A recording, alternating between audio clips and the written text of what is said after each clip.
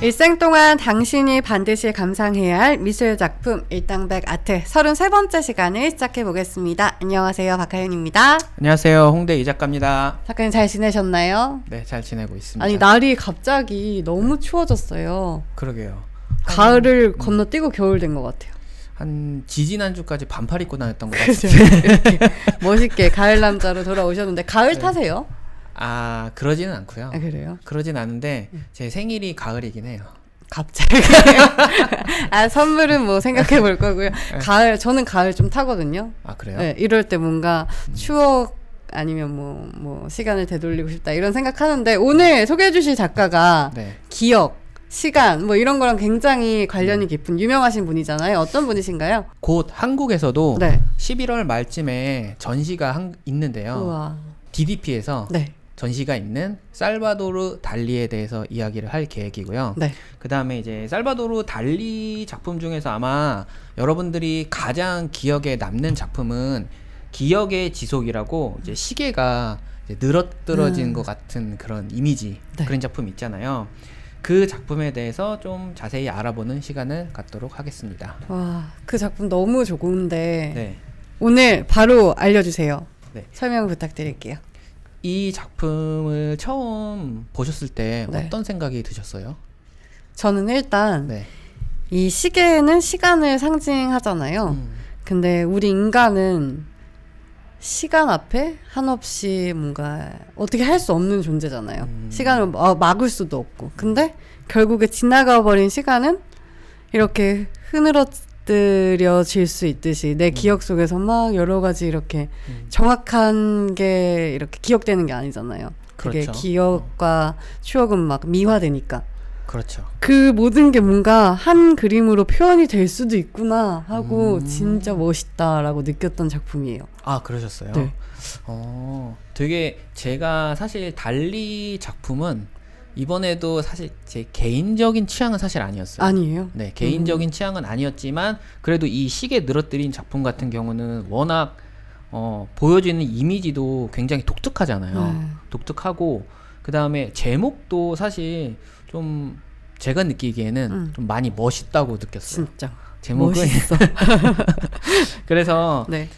물론 이 작품 같은 경우는 지금 우리 보고 계신 일당백 아트 시청자들도 많이 알고 계시겠지만 11월 말에 또 한국에서 전시가 있으니까 다시 한번 이야기를 하면 어떨까 해서 준비를 했고, 작품으로 우선 들어가면 네. 자세히 보면 우선 시계가 그림에서 4개가 있어요. 네. 시계 보통 시계 하얀색으로 배경이 이제 시간 숫자 안에 있는 시계가 이제 3개가 있고, 그 3개의 시계는 전부 다 늘어뜨려져 있고, 하나는 여기 뭐 왼쪽에 지금 이제 보여지는 화면 왼쪽에 무슨 테이블 박스 뭐 네. 이런 거에 시계가 이렇게 하나가 늘어져 있고, 하나 같은 경우는 그 위에 나무가 있는데 나무에 시계가 늘어져 있고, 그 다음에 이제 화면 중간쯤에 뭔가 모를 형체 같은 게 이렇게 있잖아요. 맞아, 이게 뭔지.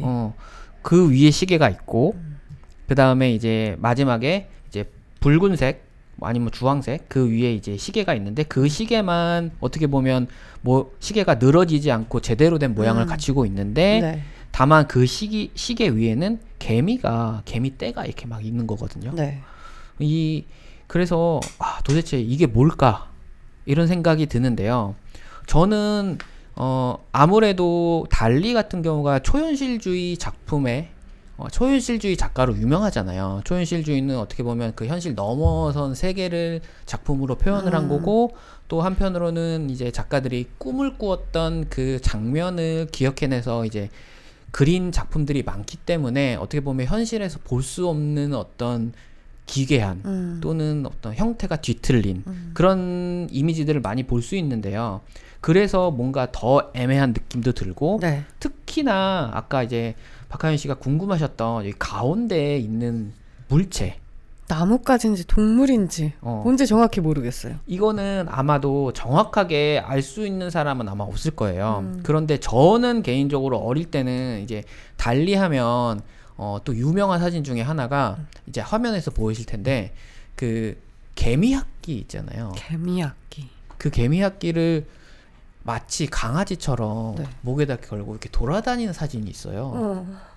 근데 개미학계가 네. 생각보다 되게 큰 거 혹시 아세요? 아니요. 엄청 커요. 뭐 예를 들면 강아지로 치면 네. 리트리버 크기 정도? 진짜 크다.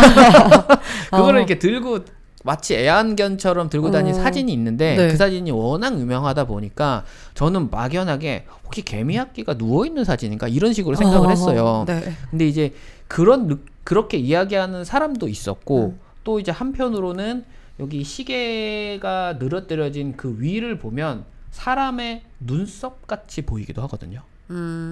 사람이 눈을 감고 있는 약간 옆모습. 그리고 이제 여기 물체 앞부분 같은 경우는 뭐 개미학기의 코 또는 무슨 오리의 코 뭐 이런 느낌도 들고. 맞아요. 네. 그러니까 뭔가 알 수 없는 어떤 형체를 그렸는데 이게 대부분 많은 이제 평론가들 같은 경우는 이제 사람의 눈썹, 사람이 이제 눈을 감고 있는 모습을 표현한 거다라고 이야기를 하기는 하거든요. 네. 왜냐면 이제 아무래도 초현실주의 작품 같은 경우가 이제 꿈을 표현한 경우가 많다 보니까 꿈을 꿀 때는 당연히 잠을 자고 있는 상태고 잠을 잘 때는 눈을 감고 있잖아요. 그래서 그런 거를 표현한 것이 아니냐라는 이야기도 있고요. 그 다음에 이제 여기 시계 주황색 시계 왼쪽에 있는 시계 같은 경우는 이제 개미 떼가 이렇게 막 왔다 갔다 하는 것 같은 느낌이 있는데 네. 달리 같은 경우는 개미를 부패 상징으로 사용을 했다고 하더라고요. 부패의 상징이요? 네. 왜요? 그러니까 네. 뭐 아무래도 개미 떼가 이렇게 있으면 가만히 보면 개미가 어떤 우리 길 가다가도 개미 이렇게 볼 때가 있잖아요. 네. 그러면 뭐 음식 같은 거 약간 부패한 음식이라든지 상한 것들. 그렇죠. 그런 음식 버려져 있는 거 그런 거 보면 개미떼들이 막 몰려 있잖아요. 네네. 그런 의미에서 아마 사용한 것 같고요. 그 다음에 이제 배경에 또 풍경이 보이잖아요. 네. 그 풍경 같은 경우는 이제 달리가 스페인 카탈루냐 지방에서 태어났거든요. 거기에 크레우스 곳을 모티브로 표현한 거다라는 이야기가 있고요. 그리고 이제 시계가 이제 늘어뜨려진 이게 이제 어떻게 보면 이 작품의 가장 중요한 이야기인데 여러 가지 설이 사실은 있어요. 네. 첫 번째 같은 경우는 달리가 흐물흐물한 지금 그림에서 보이시는 것처럼 이 시계가 등장하는 사막 꿈을 꾸고 그린 그림이다 라는 이야기도 있고요. 두 번째 같은 경우는 이제 까망베르 치즈 있잖아요. 네. 그 치즈를 꿈에서 본 다음에 그 다음에 이제 흐물흐물하게 이렇게 그린 게 아니냐라는 이야기도 있고요. 네. 근데 이제 아무래도 제가 계속 말씀을 드리기는 하지만 초현실주의 작품이기 때문에 무언가 어떤 뭐 예를 들면 개념미술이라든지 개념미술 같은 경우는 굉장히 작품의 내용이 논리적이거든요. 굉장히 철학적이고 그러다 보니까 어떻게 보면 작가가 말하고자 하는 의도를 명확하게 전달하는 미술 장르인데요. 초현실주의 같은 경우는 어떻게 보면 반대라고도 볼 수 있는데 뭔가 열려있는 완전히 열려있죠. 그렇기 때문에 이렇게도 해석이 될 수 있고 저렇게도 해석이 될 수 있고 그리고 보는 관람객에 따라서 또는 이제 평론가에 따라서 해석이 조금씩 달라지는 것 같기는 해요. 그게 어떻게 보면 초현실주의 작품의 매력이라고 볼 수가 있는데요. 여기서 또 이제 가장 중요한 게 시계인데 시계는 사실 정확성을 상징하잖아요. 시계가 이렇게 바늘이 딱 움직이니까. 그런데 이제 시계가 흐물흐물하다 라는 거는 이제 어떻게 보면 아까 처음에 박하윤 씨가 말씀하신 것처럼 시간은 우리가 어떻게 잡을 수가 없는데 시계가 이렇게 흐물흐물해지면 마치 그 흐물흐물해진 그 공간에 시계 바늘이 갈 때만큼은 우리가 그 시간을 잡을 수도 있는 것 같고 늘어뜨릴 수 있는 것 같기도 하고 이런 어떻게 보면 이야기를 할 수도 있는 거고 그래서 이제 박하윤 씨가 이야기하신 그 해석 그 해석도 어떻게 보면 정답의 하나가 아니냐라는 생각이 들고요. 네. 작가님의 해석은요? 저는 어떻게 보면 제가 느끼기 전에 그러니까 미술 작품을 볼 때 어떻게 보면 한 가지 팁.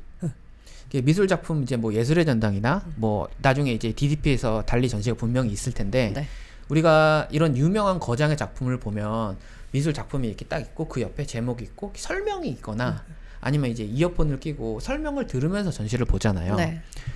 근데 저는 처음에 작품을 볼 때 그 설명보다 먼저 이미지 작품을 보고 네. 본인이 스스로 느끼는 걸 어떻게 보면 생각을 한 다음에 나는 이렇게 생각하는데 실제 작가는 어떻게 이야기했을까라고 그 이후에 설명을 듣거나 읽으면 사실 더 좋거든요. 그런데 설명을 먼저 읽으면 그 상상력이 좀 제한되는 것 같아요. 맞아. 그 틀 안에서만 보이잖아요. 그렇죠. 네. 그러니까 저 같은 경우는 이 달리의 작품을 어렸을 때부터 이제 공부를 했잖아요. 그러다 보니까 상상력이란 거에 그게 한정이 돼버린 거죠. 그러니까 그 설명대로 느끼고 아무래도 시간의 지속이고 그다음에 시계를 늘어뜨리고 그다음에 이건 뭐 개미악기다 아니면 뭐 사람이 눈 감고 있는 거다 이런 거를 이미 먼저 배웠고 뭐 책을 읽고 했기 때문에 그 이상 확장이 좀 안 되는 것 같아요. 제한적이다. 네. 하지만 그만큼 더 정확할 수 있으니까. 그런데 네. 예를 들면 아까도 얘기했지만 개념미술 작품 같은 경우는 그렇게 봐도 사실 괜찮거든요.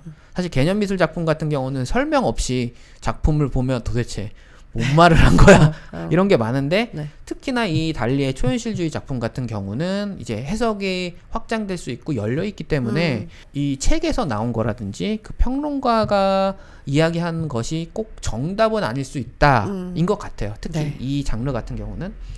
그리고 이제 다시 이제 달리의 작품 이 시계로 넘어오자면 달리가 이 초현실주의 작품을 시작할 때 뭐 프로이트라든지 어떤 과학자 아인슈타인 네. 그런 이론이나 책에 대해서 굉장히 탐닉을 했다고 하더라고요. 그래서 어떤 평론가들은 이 시계가 늘어뜨려져 있고 또 시계가 4개가 나오잖아요. 네. 그러니까 아인슈타인이 말한 상대성 이론을 어떻게 보면 표현한 것이 아니냐라고 이야기를 하는데 저는 어떻게 보면 이 해석이 너무 확장된 게 아니냐 이런 생각도 저는 그냥 개인적으로 들기는 하지만 사실 아인슈타인의 상대성 이론 아니면 또 요즘에 그 멀티 유니버스라고 해가지고 네.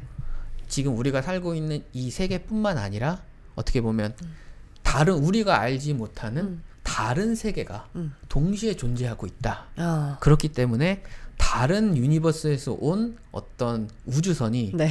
우리가 UFO로 보는 게 아니냐 이런 사람도 있는데 네.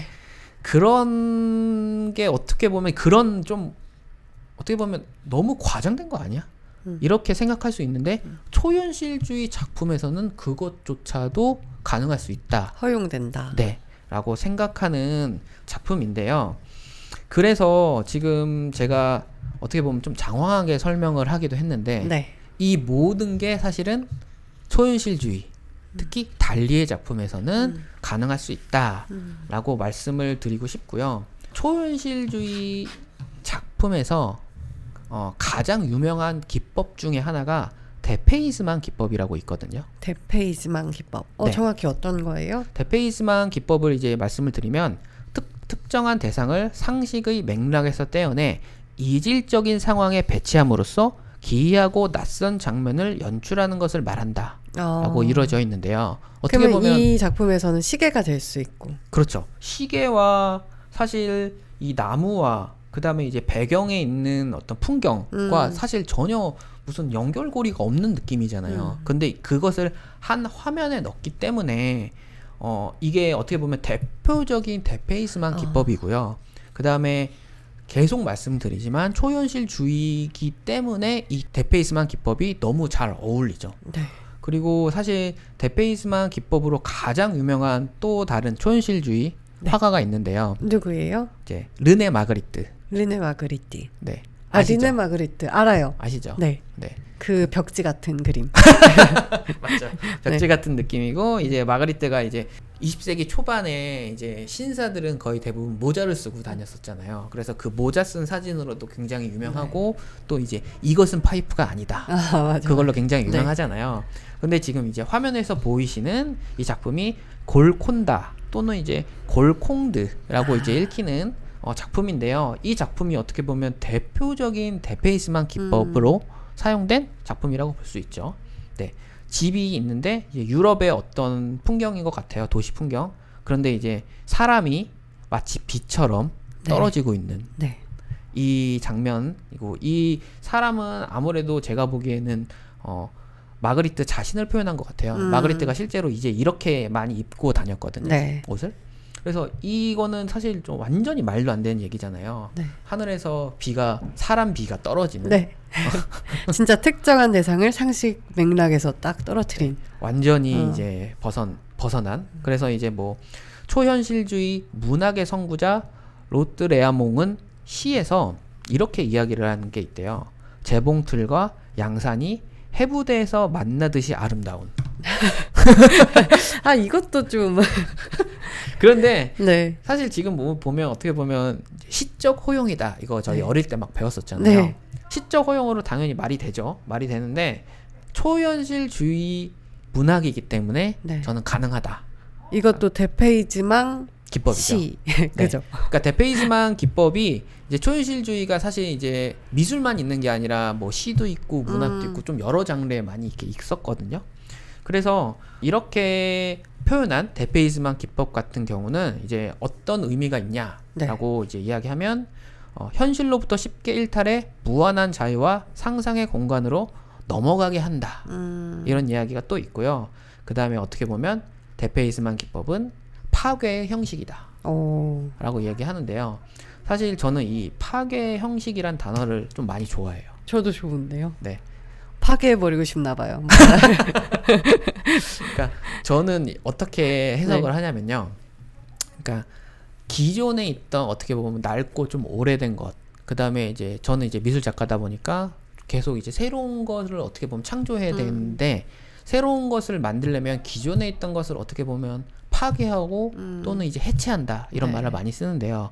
그렇기 때문에 예전 거를 버린다는 의미가 아니라 예전 거랑 조금 다른 새로운 작품을 만들기 위해서는 어떻게 보면 기존의 것들을 그리고 이제 우리가 갖고 있는 기존의 상식이라든지 등등을 이제 파괴하거나 해체해야지만 이제 새로운 것이 나올 수 있다라고 저는 약간 어릴 때부터, 그러니까 대학생 때부터 그렇게 많이 믿고 있어서 이 단어를 좀 좋아하는 것 같기는 해요. 멋있다. 그러면 다시 달리 이야기로 돌아와서 달리가 왜 이런 그림을 그리게 되는지, 그의 어린 시절은 어땠나요? 네, 달리 같은 경우는 이제 1904년, 그러니까 이제 20세기 초반에 스페인에서 태어났고요. 달리 아버지 같은 경우는 이제 카탈루냐 지방의 변호사였다고 하더라고요. 그 다음에 조금 재미난, 아니면 조금 이상한 이런 거는 이제 달리가 17살이 되었을 때 달리 어머니가 유방암으로 이제 돌아가셨거든요. 그런데 아버지가 어머니의 여동생과 재혼을 했어요. 어머. 그런데 뭔 일이래? 달리는 이렇게 이야기를 했더라고요. 이모를 존경하고 존중하기 때문에 아버지를 원망하지는 않는다. 하지만 그와 반대로 이제 나중에 이야기를 하겠지만 달리와 아버지와의 관계는 좀 이렇게 막 마찰이 조금 심했던 것 같아요. 아무래도 아버지 같은 경우는 변호사였고 아들 같은 경우는 이제 미술을 하다 보니까 이런 마찰이 조금 있었던 것 같고, 이제 이런 어떻게 보면 조금 보통 사람과는 다른 배경이잖아요. 그런데 이제 또 하나 다른 배경이 있는데요. 하나라고 하긴 좀 그렇지. 몇 가지 좀 있는데요. 궁금하다. 달리가 태어나기 전에 형이 한 명 있었어요. 근데 이제 형이 굉장히 어린 나이에, 그러니까 달리가 태어나기 전에 위장염으로 죽었거든요. 그리고 나서 이제 달리가 태어났는데, 이제 부모님 같은 경우는 이제 그 달리의 죽은 형을 굉장히 사랑했었나 봐요. 그래서 달리가 태어났을 때 달리를 죽은 그 자신의 아이의 환생이라고 생각을 했대요. 그래서 이름을 심지어 똑같이 지었다고 하더라고요. 그럼 형의 이름인 거예요? 형의 이름이에요. 사실은. 그러니까 이것조차도 어떻게 보면 조금 제가 느끼기에는 뭐 유럽에서는 어떤지 모르겠는데 제가 느끼기에는 이런 건 좀 그렇지 않나? 진짜. 좀 그런 생각을 했거든요. 달리 같은 경우는 어떻게 보면 평범치 아는 어떻게 보면 가정 환경에서 태어났기 때문에 조금 독특한 이런 초현실주의 작품을 한 게 아니냐라는 생각을 저는 하고요. 네. 그 다음에 이제 달리가 이제 마드리드에 있는 대학을 가게 됐는데요. 네. 거기서 이제 1926년에 기말고사 부정행위로 학교에서 퇴학을 당했거든요. 어머. 일들이 많네요. 네, 많아요. 아무래도 유명한 작가들을 보면 저희가 이제 일당백아트에서 계속 이야기를 네. 했는데 스토리들이 참 많은 것 같아요. 그러니까 굴곡도 많고. 네. 그래서 더 유명해지지 않았나 뭐 이런 생각도 드는데, 그래서 저는 이제 개인적으로 제가 사실 이렇게 지금 제가 일당백아트에서 얘기하는 작가만큼 스토리가 별로 없어요. 만드세요. 지금 박차고 나가시고 만들어야 되나 뭐 이런 생각도 들고 하는데 네. 어쨌든 학교에서 퇴학을 당했는데 뭐 퇴학 사유가 선생님을 비판하고 교내에서 학생을 선동했기 때문이다 라고 전해지는데, 또 다른 이야기로는 학교 체제 속에 작품의 평가에 대해서 염증을 느꼈고 교수들이 자신의, 그러니까 달리의 그림을 평가할 자질이 없기 때문에 나는 퇴학을 당한 게 아니라 자퇴를 한 거다. 뭐 이런 이야기도 있고. 멋있다. 작가님도 이제 네. 그 서울 옥션 그런 데 가가지고 네. 너희들이 내 작품을 이렇게 할 필요가 없다. 너무 개인적인 얘기이긴 한데요. 네. 이미 서울 옥션이랑은 관계가 맞다. 많이 안 좋아요. K 옥션 쪽으로 가야 돼요. K 옥션으로. 네. 그렇다면 이 달리가 미술을 시작한 거는 네. 언제예요? 그러니까 이제 퇴학을 당하고 1926년에 퇴학 또는 자퇴를 하고 이제 바로 파리로 가요. 오. 네. 아무래도 당시 저희가 일당백아트에서도 여러 번 얘기했지만 20세기 초반, 그 다음에 이제 19세기 중후반은 아무래도 파리가 전 세계 예술가들에게는 이제 선망의 도시잖아요. 네. 그러다 보니까 달리 같은 경우도 파리로 가게 됐고요. 달리가 어린 시절, 학생 시절에 이제 피카소를 굉장히 좋아했거든요. 그래서 피카소를 직접 또 만났어요. 우와. 그럼 피카소를 만나서 조금 친해졌나 봐요. 네. 친해져서 피카소 같은 경우는 또 후안 미로라는 굉장히 유명한 화가가 있는데 네. 그 화가 또는 이제 피카소의 친구들한테 이제 달리를 소개시켜줬죠. 그러면서 이제 관계가 점점 좋아지고, 초반에는 아무래도 피카소의 영향을 많이 받아서 이제 그 입체파, 큐비즘의 스타일. 당시 사실 피카소가 20세기 초반부터 이제 입체파로 엄청난 명성을 얻고 나서 네. 심지어 뒷샹마저도 피카소의 입체파 스타일을 따라했었고 당시에 정말 많은 젊은 화가들이 피카소의 작품을 따라하기는 했어요. 네. 달리 같은 경우도 마찬가지였고요. 그 당시에 이제 뭐 프로이트, 지그문트 프로이트의 정식 분석학을 탐독하면서 이제 뭐 프로이트의 초상화도 그리고 너무 나는 이제 프로이트가 좋다라고 네. 이제 페님을 자처했다고 하더라고요.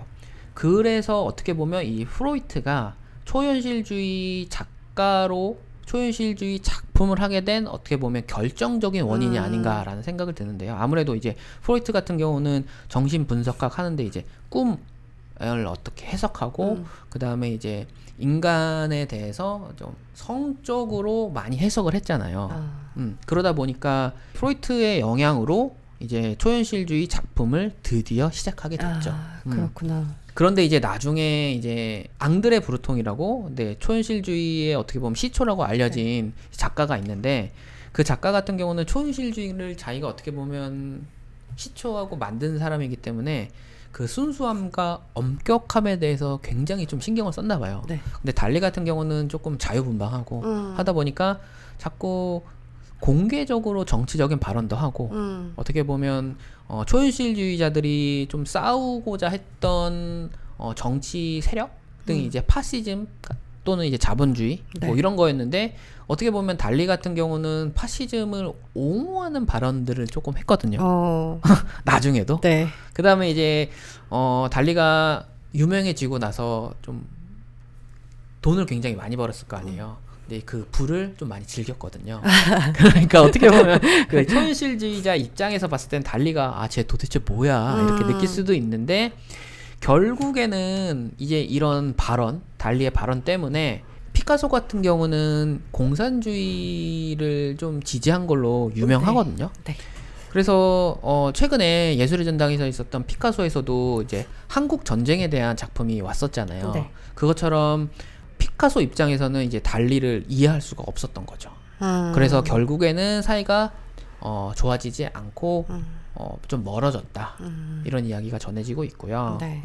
달리의 여자 관계는 어떻게 돼요? 달리의 여자 관계가 또 이제 제가 여기저기서 이야기를 많이 했었는데 네. 좀 재밌고 또 이제 재밌어요. 네, 좀 그 달리의 어린 시절을 어떻게 보면 투영한 게 아닌가라는 생각이 드는데요.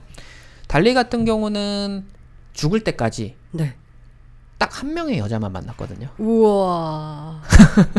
이게 어떻게 보면 멋있다. 네. 라고 볼 수도 있잖아요. 네. 근데 또 내용을 보면 마냥 멋있지는 않아요. 나쁘게 울었어요? 그런 거는 아닌데 약간 좀 변태적인. 빨리 얘기해 주세요. 그러니까 달리가 네. 사실 여성을 혐오했대요. 어릴 때. 왜냐면 어릴 때 이제 성병에 관련된 그래픽 사파를 보고 이제 그거에 대해서 너무 충격을 많이 받았대요. 그래서 이제 여성의 어떤 뭐 성기라든지 벗은 몸에 대해서 좀 너무 좀 뭐랄까 그 정말 혐오가 혐오를 했나 보다. 그래가지고 여성의 몸을 보면 이제 발기불능이 오고 그렇다고 하더라고요. 네. 그렇다고 이제 개인은 아니었거든요. 나중에 결혼을 했으니까. 네.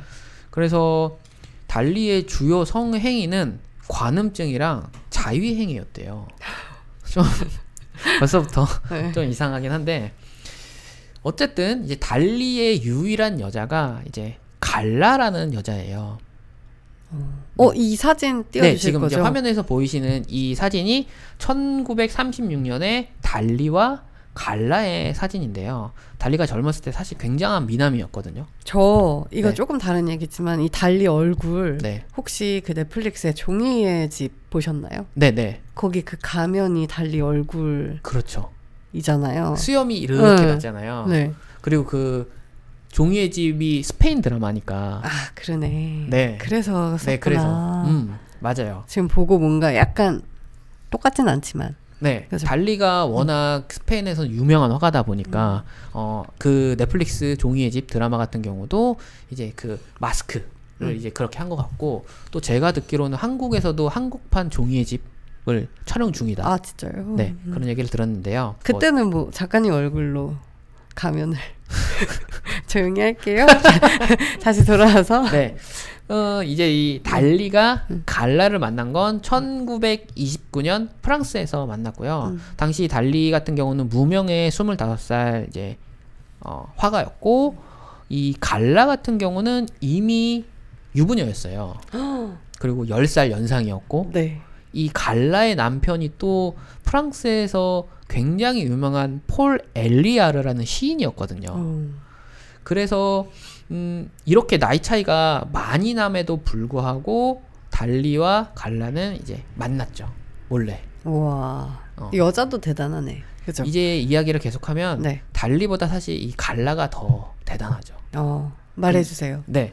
그래서 이제 아무래도 유부녀다 보니까 그리고 이제 여자 입장에선 자신보다 10살이나 어린 남자다 보니까 처음에는 이제 만나주지 않았겠죠, 당연히. 그런데 이제 달리가 계속 구애를 했고 이제 하다 보니까 결국에는 갈라가 달리한테 이런 얘기를 했다고 하더라고요. 나의 소년이여, 우리는 결코 헤어지지 않을 거예요. 시인의 부인답다. 네.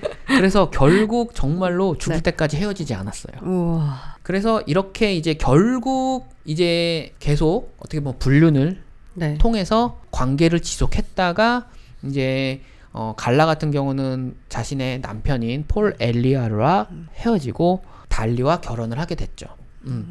결혼을 하게 됐는데 이제 아버지 같은 경우는 이제 불륜 관계에서 시작했기 때문에 처음에는 네. 결혼을 엄청 반대했다고 하더라고요. 그래서 이제 아무래도 변호사다 보니까 집이 좀 부유했겠죠. 네. 그래서 1929년에는 그 달리한테 있는 상속권을 박탈시켰대요. 아버지가.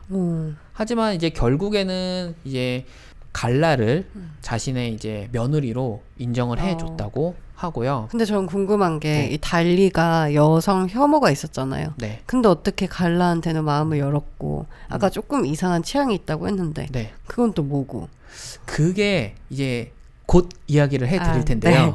아무래도 처음에 봤을 때 너무 매력적이었나 봐요. 자기보다 10살이나 많고 또 유부녀였고 또 어떻게 보면 유부녀가 아니었다면 달리가 접근하지 않았을까란 이런 생각도 저는 하는데요. 어떻게 보면 그래서 더 매력을 느낀 게 아닌가라는 생각을 했고요.